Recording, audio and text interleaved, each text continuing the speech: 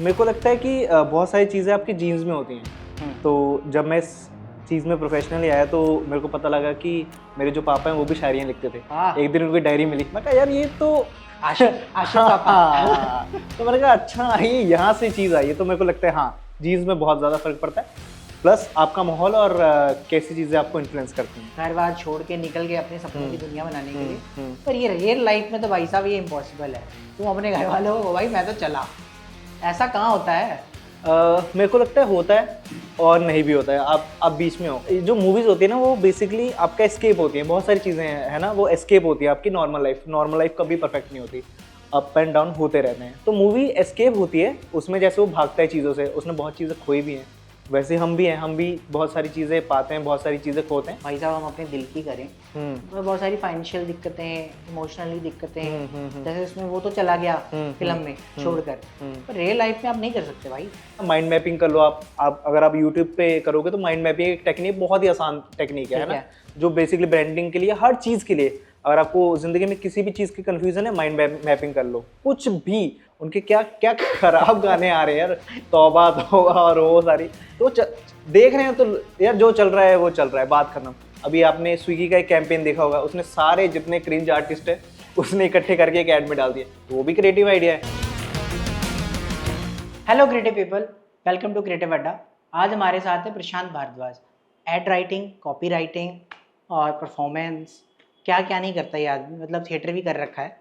तो वेलकम प्रशांत भाई, क्या हाल है? मतलब प्रशांत मेरा दोस्त है काफ़ी सालों से, तो हमारी कभी ऐसे बड़ी प्रोफेशनली बात हुई नहीं है आपस में, तो आज हम थोड़ी सी बात कर ही लेते हैं। भाई साहब क्या मतलब एड राइटिंग है क्या बेसिकली? यार एड राइटिंग बेसिकली कोई भी ऐसी चीज़ लिखने के लिए बोल दी जाए जिससे आपको रेवेन्यू जनरेट करना है, तो उसको एड राइटिंग बोलते हैं। मतलब क्या होता है एड राइटिंग में, क्या मतलब बेसिक 5 रूल्स होते हैं या क्या होता है कुछ? यार बेसिकली मैं आपको फ़र्क बताना चाहूँगा कि दो तरह की राइटिंग है। वैसे राइटिंग बहुत ज़्यादा तरीके की है, जो दो तरह की मेजरली डिफाइन की जाती है। एक तो है कॉपी राइटिंग और दूसरी है कंटेंट राइटिंग। और जो ऐड है वो कॉपी राइटिंग में ज़्यादा जो है उसको हम देखते हैं कि जो भी ऐड आपको इन्फॉर्म कर दे, जो भी राइटिंग आपको एजुकेट कर दे या आपकी ब्रांडिंग करे या आपको रेवेन्यू जनरेट करने में, फुटफॉल में या ब्रांडिंग में आपकी हेल्प करे, तो that is basically copy writing. तो चाइल्डहुड जो एक्सपीरियंस है, मतलब उसका भी कुछ लेना देना होता है? मतलब राइटिंग भाई साहब तुम्हारी तो माशाल्लाह है, ये तो मानते हैं, पूरा पंजाब मानता, पंजाब के साथ और भी स्टेट भी मानते, जहाँ जहाँ तुम एड्स लिखते हो जी। कुछ रहता है कि चाइल्डहुड का भी राइटिंग को लेकर के, या कि एकदम से ही कभी जनरेट हो जाता है? मेरे को लगता है कि बहुत सारी चीज़ें आपकी जीन्स में होती हैं। तो जब मैं इस चीज़ में प्रोफेशनली आया तो मेरे को पता लगा कि मेरे जो पापा हैं वो भी शायरियाँ लिखते थे। एक दिन उनकी डायरी मिली, मैं कहा यार ये तो आशिक पापा। तो मैंने कहा अच्छा ये यहाँ से चीज़ आई है। तो मेरे को लगता है हाँ, जीन्स में बहुत ज़्यादा फर्क पड़ता है, प्लस आपका माहौल और कैसी चीज़ें आपको इन्फ्लुएंस करती हैं। क्या चीज़ थी वो तुम्हारे अंदर की एकदम से आते से? मेरा तुम्हें पता है कि बहुत सालों से पॉलिटिकल हो रहा है, पॉलिटिकल सिस्टम वगैरह, पॉलिटिकल लाइन रही है। तुम्हारे अंदर क्या आई कि भाई क्रिएटिव राइटिंग और कॉपी राइटिंग, अंदर से एक टाइम आता है ना जब बंदे को रियलाइज होता है कि भाई ये चीज़ करनी है, वो कौन सा टाइम था और कैसे हुआ वो? तो बेसिकली मैं था क्लास 8th में। हाँ। और क्लास 8 में ना तब रेडियो बहुत एक मीडियम होता था एंटरटेनमेंट का। तो तब तो सोशल मीडिया नहीं थे कि फ़ोन देखो, आईडी देख लो, आरजे को सर्च करो। तो तब ना क्रेज़ होता था कि भाई ये कौन बोल रहा है बंदा, है ना? रेडियो से आवाज़ आ रही है और जो आरजेस थे उनकी आवाज़ एकदम, जब कहते हैं ना कि कुछ चीज़ आपको थोड़ी मिले या थोड़ी दिखे तो आपको क्रेज़ ज़्यादा होता है। तो मैं तब आरजे गुरप्रीत होते थे मिर्ची पे, तो उनको सुनता था। फिर मैंने कहा यार ये कितना अच्छा प्रोफेशन है ना, खुल के बातें करो, लोगों को बताओ क्या चल रहा है ज़िंदगी में, उनको खुश करो, गाने सुनाओ। तो तब मेरा रेडियो में इंटरेस्ट आया और फिर मेरे को +1 में पता लगा कि कोई कोर्स होता है, तो उसके लिए मैंने तैयारी की एंड देन इंटर्नशिप। और इंटर्नशिप के बाद मेरे जो सीनियर्स थे उन्होंने बोला कि आप अच्छा लिखते हो, क्योंकि इंटर्नशिप के टाइम मैं जिंगल्स लिखता था, एड्स भी लिखता था और कंटेंट बेसिकली जो आर्टिस्ट बोलते हैं। तो कहते तू अच्छा है तो ट्राई कर, एंड कहते कि जो बेसिकली जो आरजे का कंटेंट भी कॉपीराइटर लिखता है?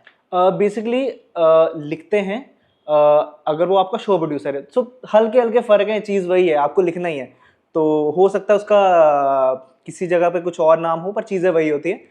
जो आरजे होते हैं जैसे दिल्ली मुंबई, जो बहुत बड़े बड़े स्टेशंस हैं, और इनफैक्ट आजकल जो आप वीडियो देख रहे हो, जो भी प्रोग्राम देख रहे हो, वो सब स्क्रिप्टेड होता है कि आपको ये चीज़ बोलनी है, आपको ऐसे प्रिपेयर करना है, ये टॉपिक मतलब रहेगा। वो जो कॉल्स वगैरह होते हैं रेडियोस पे वो भी स्क्रिप्टेड होते हैं?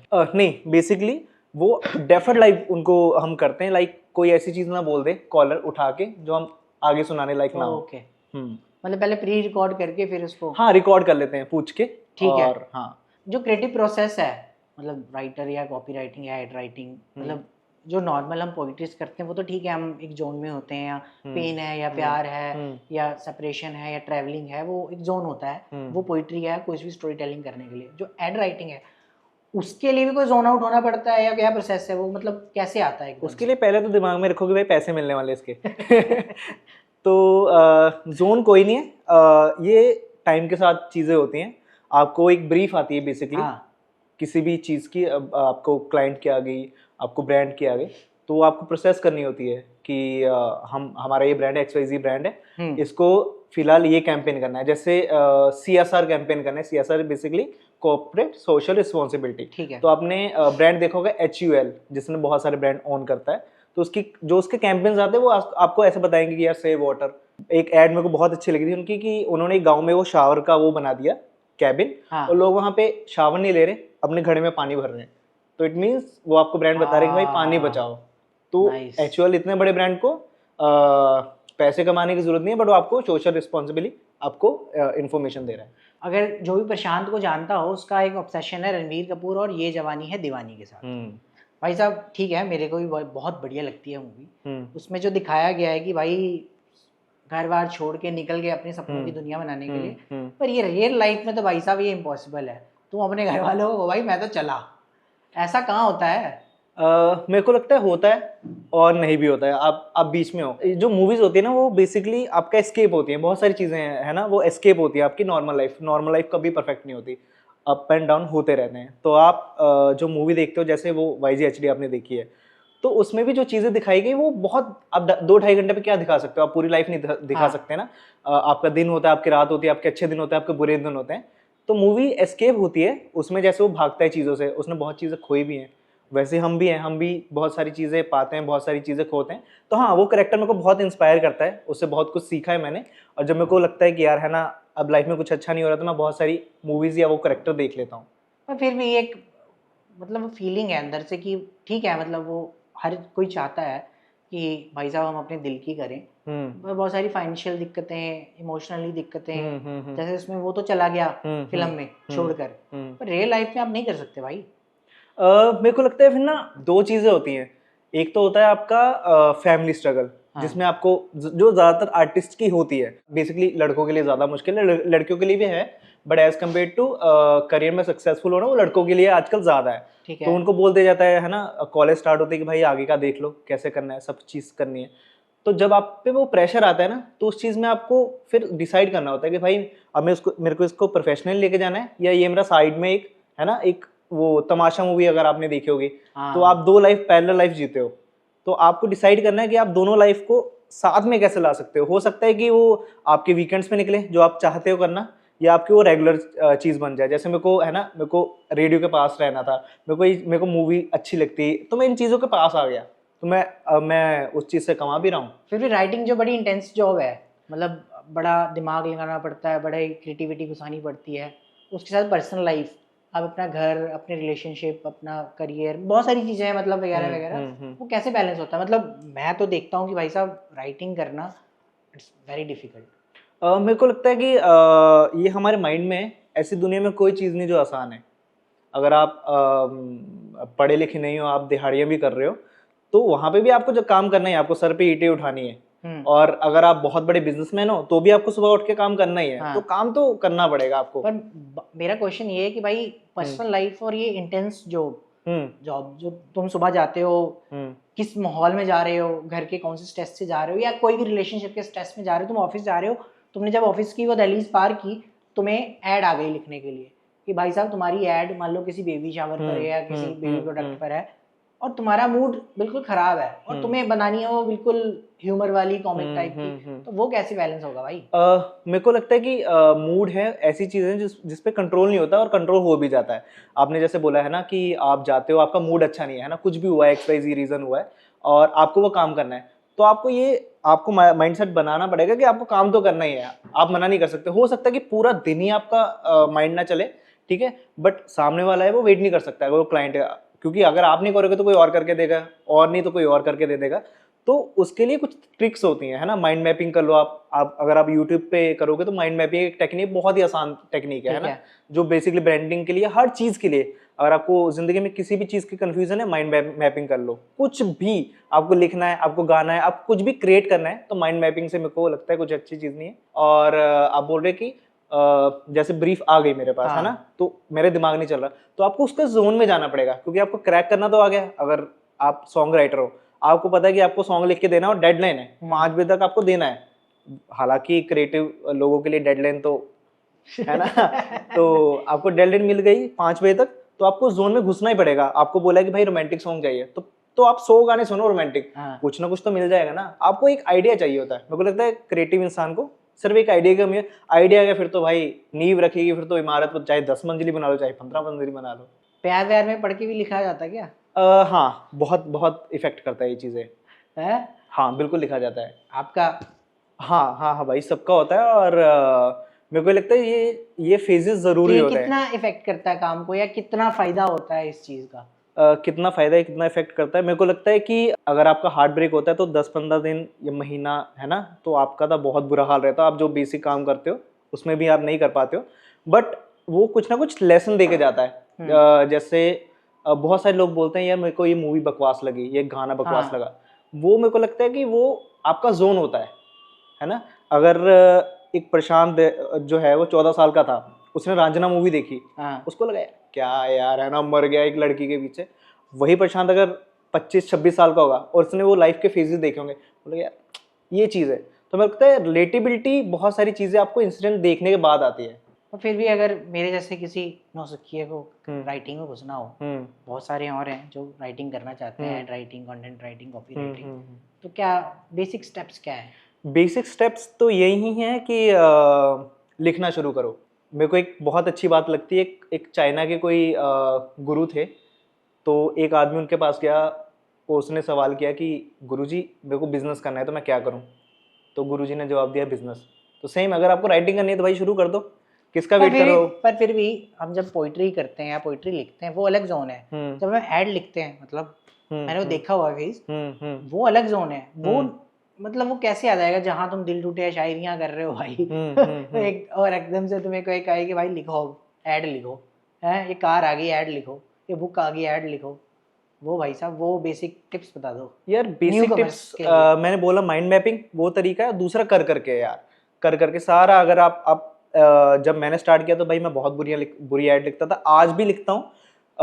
ये डिपेंड करता है कि आप किस जोन में हो सकता है आपकी बहुत बेकार चीज़, और एक बात मैं बोलना चाहूँगा, आइडिया का भी बेकार नहीं होता। हो सकता है वो एक को ना अच्छा लगे, दूसरे के लिए बहुत इनोवेटिव आइडिया हो। तो आप लिखो, आप आइडिया रखो, वो कहाँ पे कब यूज हो जाएगा किसी को कुछ नहीं पता। आप सोशल मीडिया के ज़माने में हो, है ना, बहुत सारे ऐसे इतने खराब गाने हैं, इतने खराब ट्रेंड है, वो चलते हैं। वो उनका एक पार्ट जो रील में लगा के हाँ वो चला दिया। हाँ, अभी वो एक सिंगर है पाकिस्तानी, में नाम नहीं लूंगा, उनके क्या क्या खराब गाने आ रहे हैं यार, तौबा तौबा और वो सारी। तो देख रहे हैं तो यार जो चल रहा है वो चल रहा है, बात खत्म। और अगर आप ऐड बनाते हो, अगर उसी से आपने कुछ क्रिएट करके आपने दिमाग लगा लिया, बहुत सारे, अभी आपने स्विगी का एक कैंपेन देखा होगा, उसने सारे जितने क्रिंज आर्टिस्ट है उसने इकट्ठे करके एक ऐड में डाल दिए, तो वो भी क्रिएटिव आइडिया है। हो सकता है किसी को क्रिंज लगे, किसी के लिए मास्टरपीस हो। मूवी कौन सी देख रहे हो रणबीर कपूर की छोड़ के? रणवीर को, यार मैं सारी मूवीज देखता हूँ, ऐसा कुछ नहीं है। मेरा बस एक ही चीज होती है कि अगर मैं जिंदगी के 2-2.5 घंटे किसी मूवी के देख रहा हूँ तो मेरे को कुछ अच्छा मिले उसमें से। कोई मूवी सजेस्ट करना चाहो? मूवी सजेस्ट करना चाहूँ यार, बहुत सारी है यार, डिपेंड करता है कि आप कौन सी देखना चाहोगे। अगर आपको फील गुड देखनी है तो डिज्नी से अच्छी कोई मूवीज नहीं बनाता एनिमेटेड। बहुत सारी, कोको है और लूका है, बहुत बहुत सारे हैं। और इनफैक्ट क्रिएटिव अड्डा के पेज पे रिकमेंडेशन पड़ी हुई है मेरी, आप देख सकते हो इंस्टाग्राम पे। और ऐसा है कि मेरे को जो भी अच्छा लगता है मैं इंस्टाग्राम पे शेयर करता हूँ। और पर्सनली मेरे को ऐसा लगता है कि जो मूवीज़ हैं वो थिएटर में ही देखनी चाहिए, ये मेरे को पर्सनल लगता है। ओटीटी आ गया है, मैं नहीं देख पाता हूँ, मैं थिएटर में देखता हूँ क्योंकि आपको माहौल मिलता पर है। बट ठीक है, मूवी वाली थिएटर वाली ठीक है, बट तुम्हें लगता है कि ओटीटी ने थोड़ा सा तो बढ़ा दिया कि भाई जब थिएटर्स में तुम जो चीज़ें नहीं दिखा पा रहे हो ओटीटी पे दिखा पा रहे हैं, चाहे वो एलजीबीटी की मसले हैं, चाहे और कोई मसले हैं, चाहे पॉलिटिकल सोशियो चीजें हैं, वो जो तुम थिएटर में नहीं दिखा पा रहे हो वो ओटीटी पे तो दिख रहा है, तो वो तो फिर थिएटर को सुधारना पड़ेगा ना वो चीज। मेरे को लगता है यार ये हमारे माइंडसेट है, ऑडियंस है। अब थिएटर में लोग इसलिए नहीं जाते क्योंकि ज़्यादातर आप देखोगे ना, थिएटर में जाओगे तो वीकेंड्स पे लोग जाते हैं अपनी फैमिली के साथ। जो बंदा 5 दिन काम कर रहा है, उसका माइंड फक्ड है ना, वो जाके ऐसी मूवी नहीं देखने जाएगा जिसके साथ जिसमें उसको और दिमाग लगाना पड़े। हो सकता है चल पड़ी है ऐसी बहुत सारी मूवी, दृश्यम है, बहुत सारी ऐसी मूवीज हैं, पर वो जाते हैं यार जाके माइंड फ्री हो जाए। अभी रिसेंटली मूवी आई सिंघम रिटर्न्स, तो अगर मैं सिनेफाइल बोलूँ तो बहुत ही एवरेज मूवी है, पर अगर आप थिएटर में जाके देखो तो ऑडियंस तालियां पीट रही है और बच्चे खुश हो रहे हैं। तो दो तरह की ऑडियंस है। और आप बोल रहे हो कि ओटीटी पे एलजीबीटी टॉपिक आते हैं, वो हम अकेले देख रहे हैं। हम ज़्यादातर बहुत सारी मूवीज फैमिली के साथ नहीं देखते हैं, अनटिल अनलेस हमें कोई बोल दे कि भाई ये फैमिली मूवी है, आप घर वालों के साथ देख सकते हो। तो अगर मैं अपने बच्चों को लेके जा रहा हूँ, वैसे तो आजकल ज़माना हो गया ओपन, बट बहुत सारे ऐसे सीन्स हैं जिसमें हम आज भी हम है ना महसूस करते हैं कि है कुछ गड़बड़। तो ये मेरे को लगता है फ़र्क, बट हो जाएगा 10-15 साल में। टॉपिक ओपन होने शुरू हो गए आजकल तो यार। 5 साल का बच्चा फ़ोन में सब देख रहा है यार, वो बोलता था हाँ आई एम 18 अबव तो देख रहे हैं लोग, माने या ना माने, बस देख रहे हैं लोग। तो कुछ आने वाला कोई प्रोजेक्ट है फिल्मों में या नहीं? तुमने एक पहले किसी चैनल के साथ तुमने एक शो लिखा था या परफॉर्म भी किया था, जो मेरे जितना याद है, कुछ यूट्यूब चैनल था। यूट्यूब, हाँ यार मैंने किए हैं काफ़ी, मतलब कि और एक फॉरमोर शॉर्ट्स आया था तो उसमें उसकी जो लॉन्चिंग का प्लान था उसमें मदद की थी। हाँ तो ऐसा एक और हमारे पास बॉलीवुड इंडस्ट्री का बंदा है। हाँ बिल्कुल यार यही छोटी सी दुनिया है, कहते हैं आर्टिस्ट को मिल ही जाता है। तो हाँ नाइस यार, thank you. Welcome, thank you so much, मज़ा आया बात करके, और मिलते रहेंगे, मिलते तो हम रहते ही हैं, हाँ, पर ऑडियंस को भी मिलते रहेंगे। हाँ, इतनी फॉर्मल तो पहली बार हुई है। थैंक यू भाई, thank you, welcome, thank you so much.